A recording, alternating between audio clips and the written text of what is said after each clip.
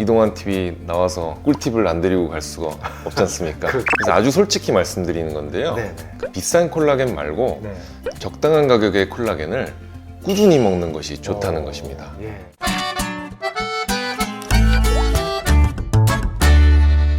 고마우신 구독자님들, 오늘도 클릭해주셔서 정말 감사합니다. 오늘 이동환 TV에 새로운 얼굴이 나와주셨습니다. 동안 성형으로 글로벌 K뷰티에 앞장서고 계신 분인데요. 바로바기 성형외과의 김진현 원장님 나와주셨습니다. 원장님 반갑습니다. 안녕하십니까. 네, 감사합니다. 네, 원장님 오늘 이동환 TV에 처음 나와주셨는데 동안 성형, 또 중년 성형으로 유명하시다고 들었습니다. 오늘 이 김진현 원장님께서 이 동안이 되려면 꼭 지켜야 하는 것에 대해서 말씀해 주신다고 저희가 들었는데요. 네네. 오늘 제가 준비한 주제는 바로 그 동안의 기본 콜라겐입니다. 아, 콜라겐. 동안하면 빠질 수 없는 거군요. 네, 맞습니다. 네. 그래서 제가 오늘은 콜라겐을 먹는 법부터 콜라겐 화장품, 그리고 콜라겐 채우는 방법까지 싹 정리를 해드리겠습니다. 굉장히 기대가 되는데요. 자, 그렇다면 콜라겐이 왜 중요한지부터 간단하게 설명해 주시면 좋겠습니다. 콜라겐은 이제 아미노산으로부터 몸속에서 생성되는 단백질의 한 종류인데요. 그렇죠. 보통 콜라겐은 몸속 단백질의 한 3분의 1 정도 차지하고 이제 뭐 피부, 그리고 뼈, 관절, 연골, 그리고 뭐 머리카락이나 혈관까지 거의 모든 신체에 분포한다고 할 수 있습니다. 특히 이제 피부 내에서는 거의 80%가 콜라겐이 차지하고 있다고 하는데요. 근데 문제는 이 콜라겐이 나이가 들수록 조금씩 감소를 합니다. 네, 그래서 20대부터는 1년에 거의 1%씩 감소하게 되고요. 젊을 때부터 감소하네요. 네, 맞습니다. 그래서 이제 40대가 되면은 거의 20대의 절반, 그리고 이제 완경 이후에는 30% 이하로 줄어들어서 많이 줄어들게 됩니다. 콜라겐이 줄어들게 되면은 이제 볼륨도 줄어들게 되고요. 그래서 좀 쭈글쭈글해지고 주름도 생기고 좀 이렇게 처지는 그런 노화 현상이 생기겠죠. 그렇죠. 네, 그래서 이제 동안을 지키기 위해서는 콜라겐을 지키고 보충해야 한다. 그것에 초점을 맞추고 있는 것입니다. 그래서 요즘 이 콜라겐을 보충제로 많이 사용하시는 것 같고 많이 드시기도 합니다. 근데 오늘 김진현 원장님께서 콜라겐 섭취에 대해서도 여러 가지 말씀을 해주신다고 들었는데요. 그 먹는 콜라겐에 대해서 그동안 사실 효과 논란이 많이 있었죠. 그렇죠. 네. 근데 이제 최근 연구들을 보면은 손상된 피부 재생에 콜라겐 섭취가 의미 있다는 논문도 있고요. 그리고 또 콜라겐 섭취가 피부 탄력에도 일정 부분 도움된다고 그런 연구들이 많이 나오고 있습니다. 아, 그렇군요. 네. 그래서 이제 여유가 되신다면은 콜라겐 섭취할 것을 권장하고 있는데 그런데 이제 콜라겐 드시는 분들을 위해서 두 가지 정도 제가 당부의 말씀을 꼭 드리고 싶습니다. 궁금하네요. 이제 첫 번째는 콜라겐을 드실 거라면 반드시 비타민 C와 함께 드시라는 것입니다. 아, 저도 적극적으로 공감합니다. 이제 콜라겐 합성에는 비타민 C가 꼭 필요하거든요. 그렇죠. 그래서 이제 콜라겐만 드시고 비타민 C를 안 드시는 분들은 사실 효과를 좀 많이 보시기 어렵습니다. 그래서 반드시 비타민 C를 함께 드셔야 하고요. 이제 두 번째는 그 비싼 콜라겐 말고 적당한 가격의 콜라겐을 꾸준히 먹는 것이 좋다는 것입니다. 정말 두 가지 중요한 말씀 해주셨는데 콜라겐 드시는 분들한테 꼭 중요한 정보가 될 것 같고요. 여기서 좀 궁금한 게 지금 방금 마지막에 비싼 콜라겐 말고 적당한 가격의 콜라겐을 먹어도 된다는 말씀이 조금 의아스럽긴 합니다. 저도 이 말씀 사실 드리기 조금 용기도 필요하고 조심스럽기도 한데요. 그래도 하지만 제가 또 이동환 TV 나와서 꿀팁을 안 드리고 갈 수가 없지 않습니까? 그렇죠. 그래서 아주 솔직히 말씀드리는 건데요. 콜라겐을 보다 보면은 사실 종류가 굉장히 많습니다. 뭐 돼지 콜라겐도 있고 뭐 어류 콜라겐 이런 식으로 다양하고요. 또 이제 저분자 콜라겐이라고 해서 뭐 300달톤, 500달톤 뭐 다양하게 나옵니다. 그런데 그 각종 연구에 따르면 콜라겐은 3000달톤 이하는 사실 모두 저분자라서 흡수율에 아주 유의미한 차이는 없다고 합니다. 그래서 콜라겐 입자를 자르면 자를수록 달톤 수가 이제 낮아지는 건데요. 근데 이제 콜라겐은 단백질이잖아요. 단백질은 기본적으로 잘게 자를수록 좀 그 맛이 써집니다. 그래서 그 쓴맛을 또 잡기 위해서 여러 가지 좀 첨가물이 들어가야 하고요. 그래서 가격이 좀 더 비싸지는 경향이 있습니다. 그렇군요.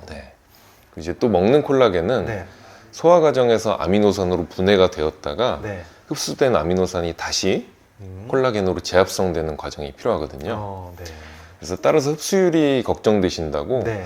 너무 뭐 비싼 콜라겐을 드시기보다는 네. 대부분의 콜라겐의 흡수율은 비슷하기 때문에 적당한 가격대의 콜라겐으로 꾸준히 네. 그리고 비타민 C와 함께 드시는 것을 권장드립니다. 네, 굉장히 솔직하게 말씀해 주셨습니다. 네. 자, 그렇다면 이번에는 이 바르는 콜라겐에 대해서 한번 이야기를 해볼까 하는데요. 바르는 콜라겐 효과가 좀 있을까요? 네. 이것도 사실 참 어려운 이야기인데요. 네. 콜라겐 자체가 입자가 좀 큰 고분자 물질이기 때문에 콜라겐을 피부 안으로 통과시킨다는 것 자체가 쉽지 않습니다. 그래서 이제 콜라겐 합성을 유도하는 물질들을 바르게 되는데요. 네. 대표적인 게 지금은 단종되긴 했지만 스티바 A의 트레티노인 성분입니다. 네. 이 트레티노인 성분이 비타민 A를 활성화시키고 콜라겐 생성을 유도하는데요. 그래서 이 스티바 A가 잔주름이나 모공 그리고 피부결 개선 그런 데 도움이 된다고 해서 한때 인기를 많이 끌었습니다. 그렇군요. 그러니까 이 바르는 콜라겐보다는 콜라겐의 생성을 유도하는 트레티노인 성분이 오히려 더 효과적이라는 거군요. 예, 맞습니다. 다만 이 트레티노인 성분은 잘못 사용하면 오히려 피부가 좀 예민해지거나 트러블이 생길 수도 있거든요. 그래서 화장품이 아닌 약국 연고로 판매되었던 것이고요. 그리고 사용할 때도 아주 조금씩 쌀알 만큼만 짜가지고 로션이나 크림에 섞어서 사용하라고 하는 것입니다. 네, 맞습니다. 저희가 이와 관련된 내용을 우리 반어박이 피부과의 전희대 원장님과 함께 이야기를 나눈 적이 있습니다. 그 영상이 있거든요. 근데 지금은 단종됐기 때문에 그때 이제 스티바 A 대신에 사용할 수 있는 약국 연고까지 정리해둔 영상이 있으니까 그 영상 궁금하신 분들은 최종화면 링크로 걸어드릴 테니까 꼭 보시면 좋겠습니다. 자, 지금까지 콜라겐을 먹고 바르는 것에 대해 말씀을 해주셨는데 한계가 있을 것 같습니다. 아무래도. 그렇다면 콜라겐을 좀 적극적으로 채워넣고 싶다면 어떤 방법이 있을까요? 일단 간단하게는 주사 시술이 있습니다. 그래서 직접적으로 콜라겐을 피부 안으로 넣어주는 것인데요.